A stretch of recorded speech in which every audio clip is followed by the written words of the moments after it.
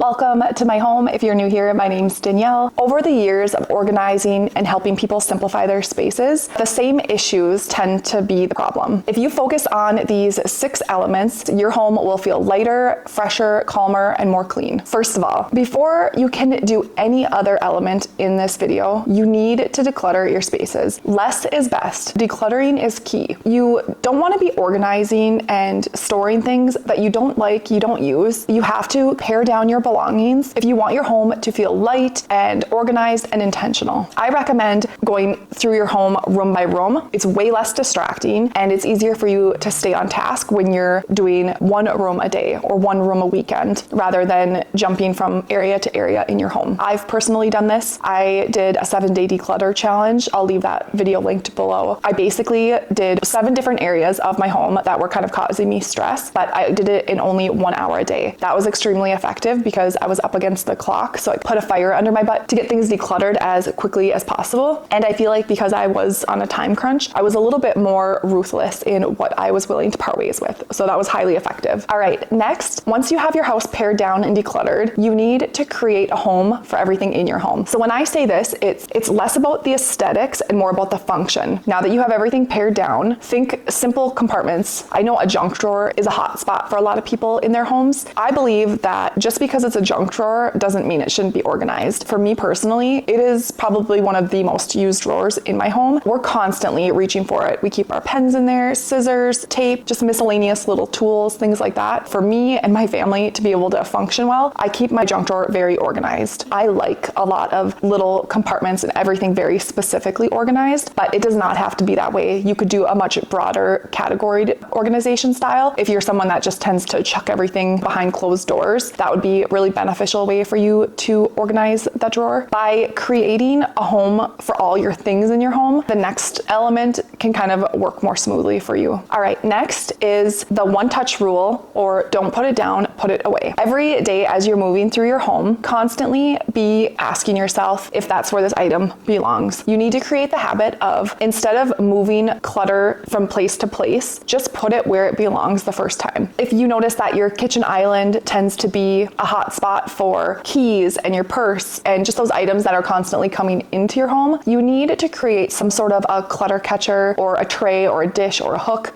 something where you can almost create a landing zone. It takes the resistance away from you putting something away. I would say hooks over hangers, especially in entryways, lots of little catch-all dishes in entryways, in kitchens, anywhere that there's a lot of activity in your home. You need to meet yourself where you're naturally messy. And then as you're moving through your space, when you're leaving a room, I will just do a quick scan of the space and see if there's anything that I can take with me when I leave. I'm doing little things throughout my day instead of letting it all pile up and having to deal with a big mess, because we're less likely to want to clean and organize when we're dealing with a whole house full of mess rather than just one little issue that we can handle immediately. Which leads me to the next element, and that is you have to create systems that are easy to maintain. This is so important. I think the disconnect and overwhelm comes from all of the aesthetic organizing containers and organizing systems, lots of little compartments, they have cute lids, they're going for more of the aesthetic, which I can appreciate, but if it's not meeting the function that's needed, it's never gonna stay contained in these beautiful containers. A lot of us are just naturally messy and we're way more likely to just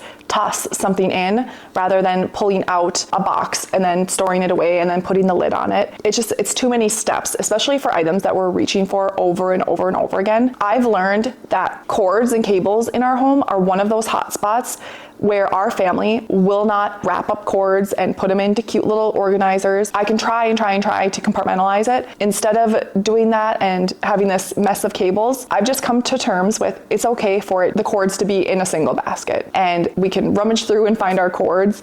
It's not as organized and detailed as I would like, but for me and my family in this season of life, it's just what works. The next thing is zone organizing. Basically, it just means storing like items together and then storing them near where you use them. Kitchen is a really common area where I see people just organizing in a way that doesn't make sense for how they use their kitchen. For me personally, any kind of dishware and stuff, I like to keep as close to the dishwasher as possible. And then having like a food prep station or a coffee and drink station, just these little zones within your kitchen makes it so much easier to kind of work in your kitchen and just exist in your space day to day, because you have to think of how you're using your kitchen. If you're unloading the dishwasher and you have to walk all the way across your kitchen every time, that's something that we do daily or even multiple times a day. It's not ideal to have that much resistance between you and getting a task done. You really need to simplify things. So assess your kitchen space.